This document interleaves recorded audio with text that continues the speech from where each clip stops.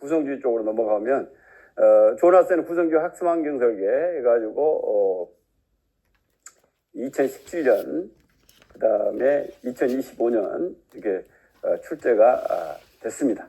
이런 식으로 출제가 됐어요. 그러니까 이제 가장 최근에 이제 작년에 출제가 됐으니까 이런 거 한 거죠.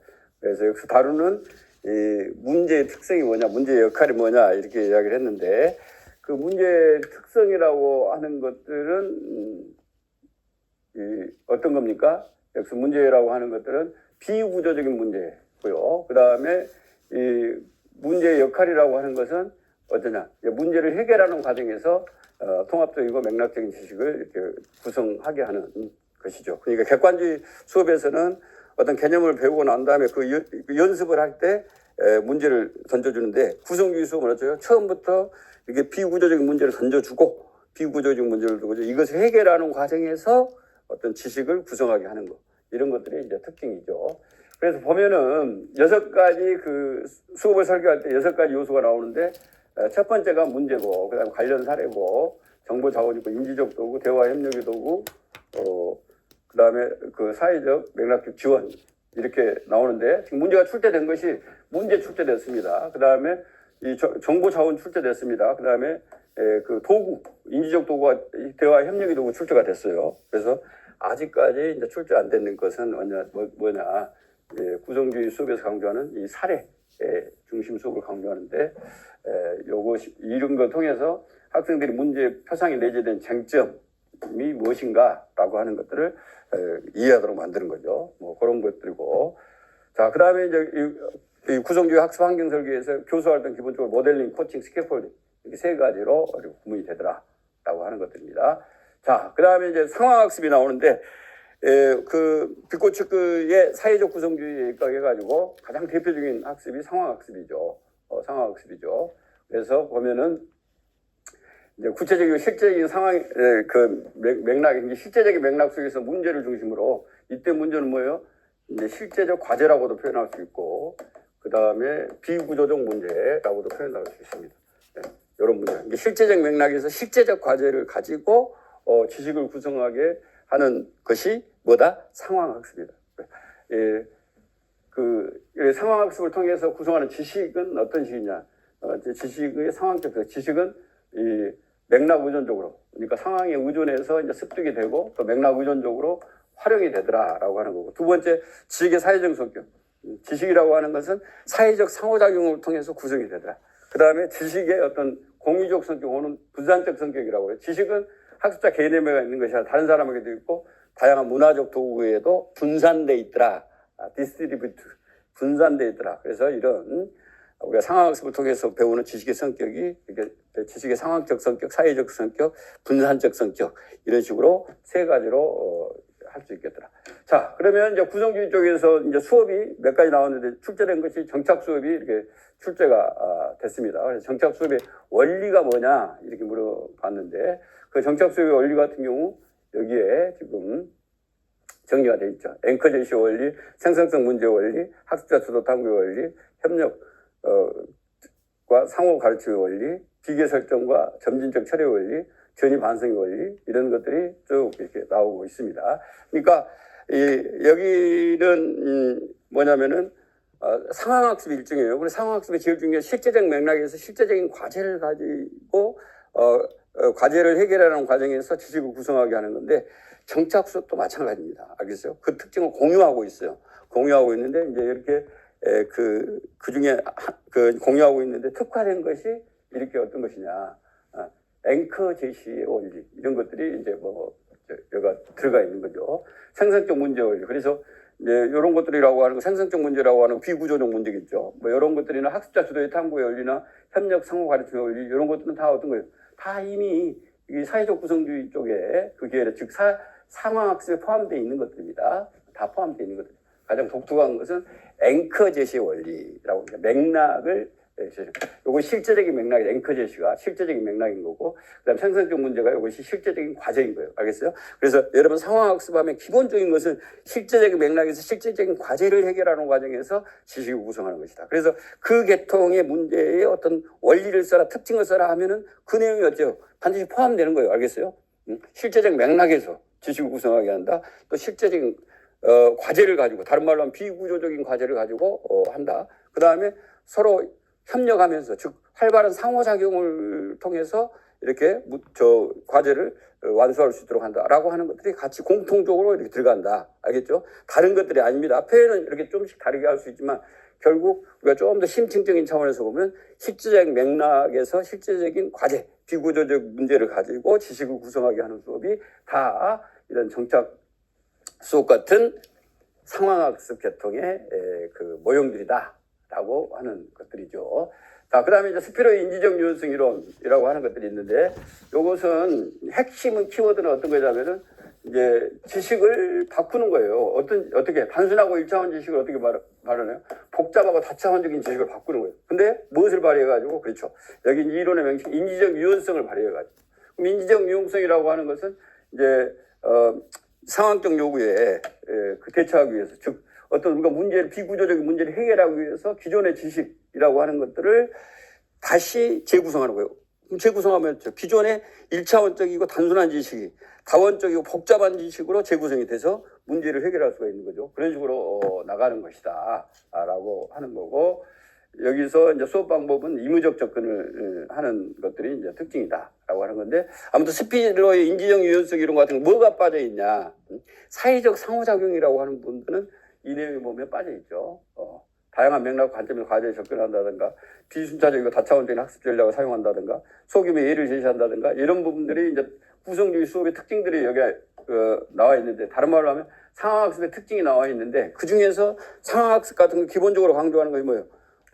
실제적인 맥락에서 실제적인 과제를 가지고 이게 서로 사회작용을 활발하게 하면서 협력을 하면서 문제를 해결한다라고 하는 건데, 이렇게 협력을 하면서 활발한 사회적 상호작용을 하면서 라고 하는 요소는 이 스피로의 인지적 유연성 이론에 빠져 있습니다. 그다음 콜린스의 인지적 도지도 많이 언급되고 있는 거죠. 특히 이 콜린스의 그 6가지 이제 교수 학습이 등장하는데, 여기에 보면 이제 교수 활동으로 모델링, 코칭, 스케이폴딩이 있고, 또 학습 활동으로 명료와 반성적 사고 탐구가 있습니다. 이런 것들이 이렇게 구분이 되는 거예요. 그리고 모델링이라고 하는 것은 시범과 설명을 통해서 과제를 수행하고 학습자가 이제 그걸 관찰하는 단계고, 코칭이라고 하는 것이 뭐냐? 학습자가 과제를 수행하면 교사는 학습자에게 잘못된 것을 일깨워주고 격려해주고 피드백을 제공해주는 거. 그거 코칭. 스캐폴딩은 학습자가 문제에 봉착했을 때 비계를 제공하는 단계. 요것은 여러분 내어놓고 있어야 돼요. 가장 기본적인 것이기 때문에. 그래서 이렇게 3가지가 교수 활동인 것이고, 그럼 학생은 어떻게 하냐? 명료와 반성, 탐구라고 하는 과정을 이 3가지를 통해서 학습을 해 나가는 거죠.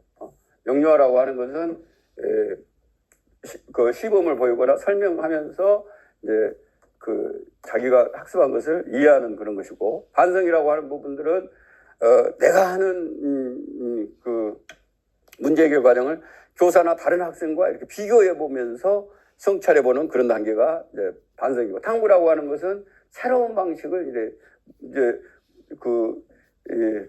새로운 방식을 시도해 보는 이런 단계가 이제 탐구라고 할 수 있어요. 그래서 이렇게 교수 활동 3가지, 학습 활동 3가지, 콜린즈가 인지적 도에서 그렇게 나눴다. 이런 부분을 잘 정리해 놓으시면 될 것 같습니다.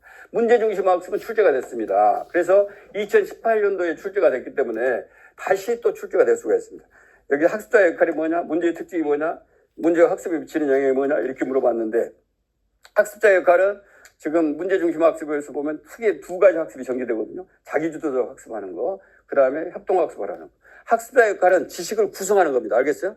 구성하는 건데 어떤 식으로 구성하냐? 자기주도 학습을 통해서, 그 다음에 협동학습을 통해서 이렇게 볼 수 있고, 문제의 특징, 그것은 조나센 쪽에서도 이제 물었듯이 다 비구조적인 문제입니다. 이게 실제적인 맥락에서 실제적인 과제죠. 그 다음에 문제가 학습에 미치는 영향. 이제 실제적인 맥락에서 실제적인 문제를 다루기 때문에 학생들이 당연히 어쩌요? 거기에 몰입할 수 있어요. 흥미를 느끼고 몰입할 수 있어. 그래서 학습 동기를 유발한다라고 하는 것이 문제가 학습에 미치는 영향이라고 볼 수가 있습니다. 자, 수업의 단계를 보면 여기 보면은 문제 상황을 제시하고 문제 해결 계획을 세워가지고 자기주도적 개별 학습을 하고, 그 다음에 협동학습을 하고, 이제 문제 해결책을 고안해서 발표하고 평가하는 이런 순서로 이제 진행이 되죠.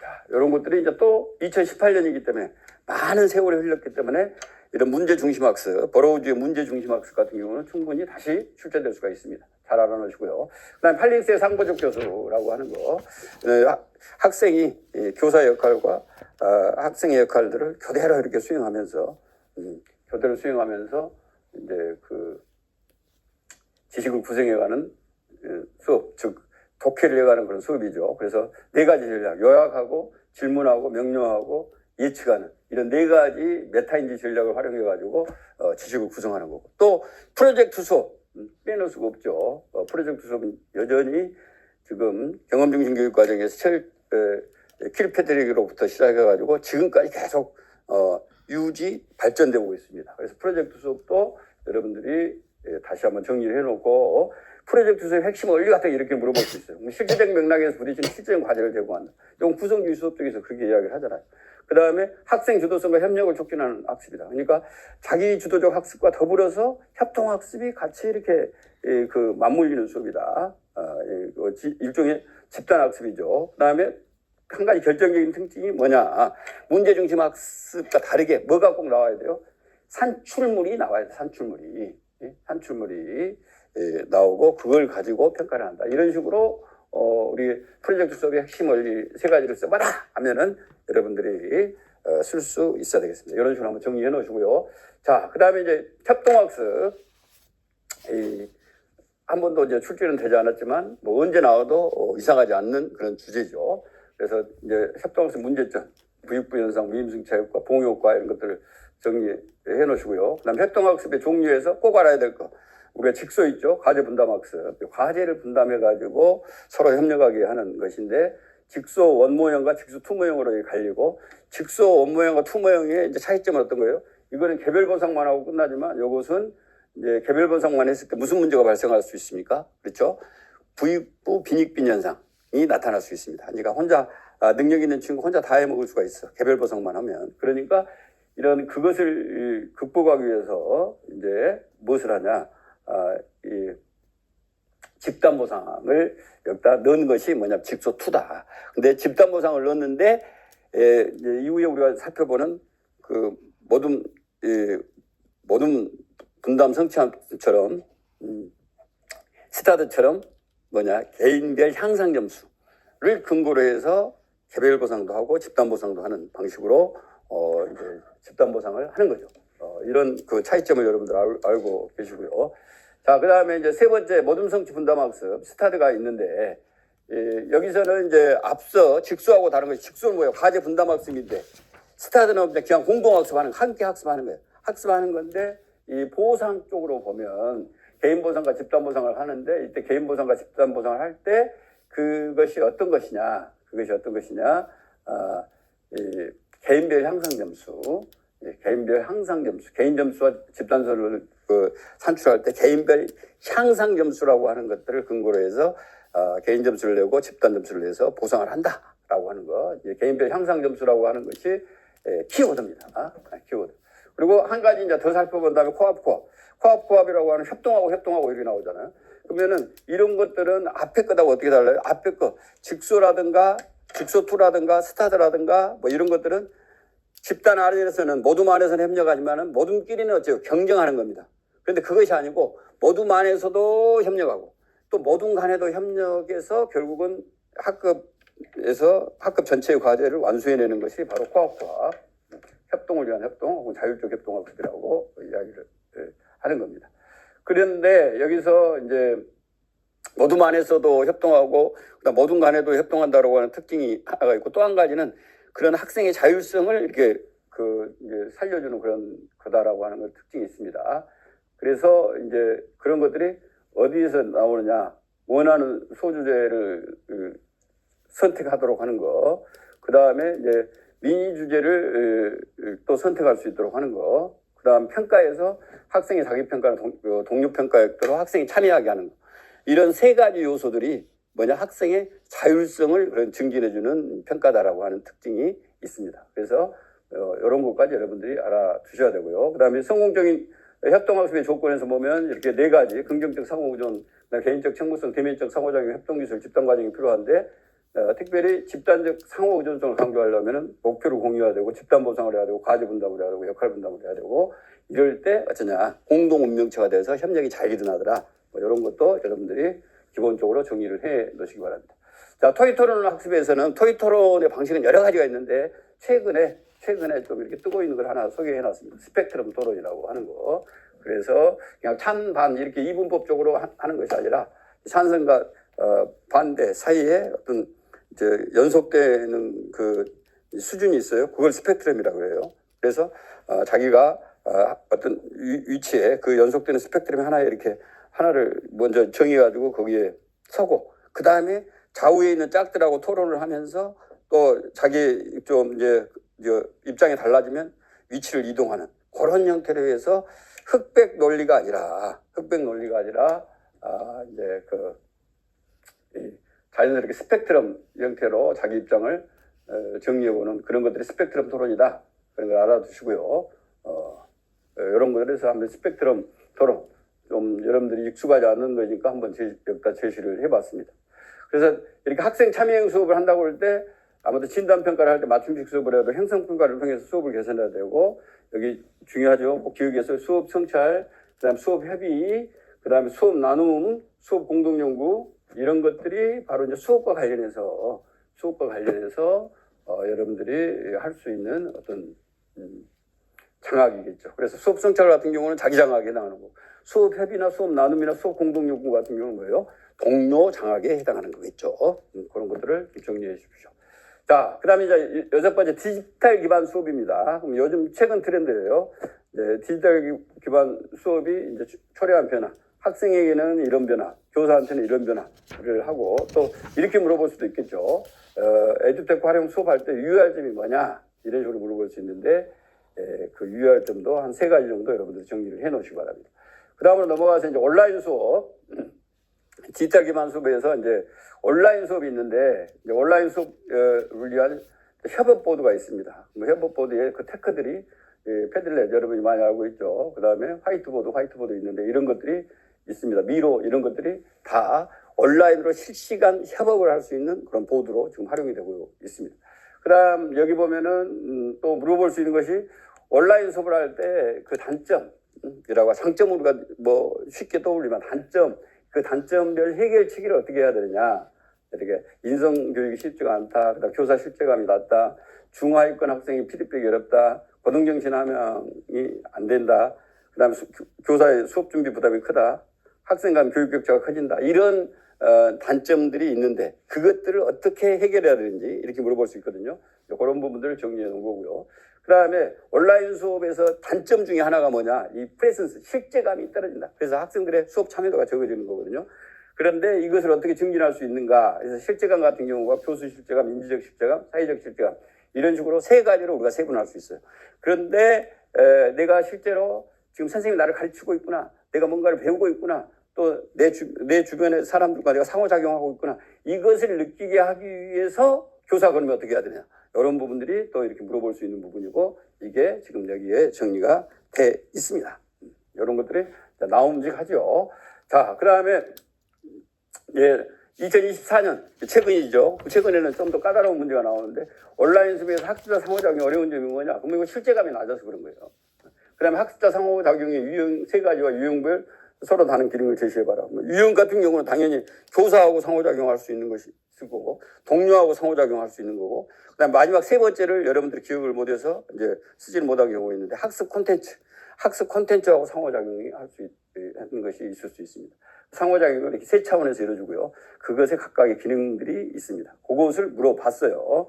그러니까 나온 거니까 한번 읽어보시고 가장 최근에 나온 것이니까 아직은 요거 또 다시 나올 수 있긴 어렵겠죠. 자, 그런데 이제 이렇게 물어볼 수 있어요. 어떻게 물어볼 수 있냐면 온라인 수업에서 학생 고립감 요것을 해소하려면은 무슨 활동을 해야 되고 그런 활동을 하는데 필요한 테크놀로지를 써라.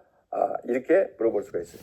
그러면 이것이 이제 소그룹 체크인 그래서 뭐 칭찬 릴레이 같은 걸 하는 거, 공동 창작 과제를 같이 하는 거, 짝하고 생각 나눔을 하는 거, 협동 학습을 하는 거, 토익 토론 학습을 하는 거, 그다음에 공동 산출 프로젝트를 하는 거 이런 것들이 고립감을 해소하기 위한 건데 거기서 쓸 수 있는 테크놀로지까지 연결해서 이렇게 한번 정리해봤습니다. 이런 것들도 충분히 나올 만하죠. 정리해 놓으시고요.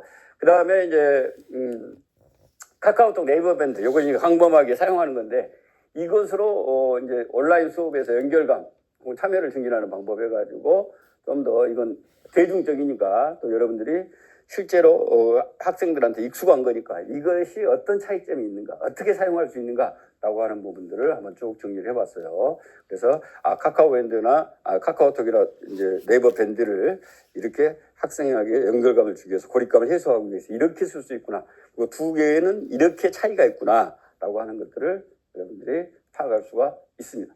자, 그다음 이제 그 위키의 문제점 해가지고 이제 누구나 자유롭게 문서를 작성, 편집, 탐색할 수 있는 웹페이지 모형, 그리고 위키백과 나무위키 이런 것들인데 이런 것들의 이제 장점과 이제 단점 이 두 개가 있어요. 근데 단점이 어떤 것이냐라고 하는 것들을 또 물어봤습니다. 이것은 이제 그때 당시에 보면 가장 이제 그 최신 트렌드를 반영하기 때문에 이제 그런 것들이 좀 당황했겠죠. 이런 문제도 출제가 됩니다. 자, 그리고 2021년도에는 당연히 우리가 온라인 수업을 할 때 토론 게시판을 활용해서 학생을 어떻게 지원할 수 있는가라고 하는 거. 그래서 이 다양한 토론 게시판을 선택할 수 있고 또 이제 자기가 선택을 해서 소통 방식을 결정할 수 있도록 하는 이런 두 가지 방식으로 이제 주제에 맞게 이렇게 답을 쓸 수가 있는 거죠. 그 다음에 이제 이것하고 연결해서 온라인 토론 게시판에 쓰기 좋은 도구와 특징들이 어떤 것이 있느냐. 그러면 이렇게 이제 그 기본적인 여러분들의 배우기 위해서 카카오톡, 네이버 밴드,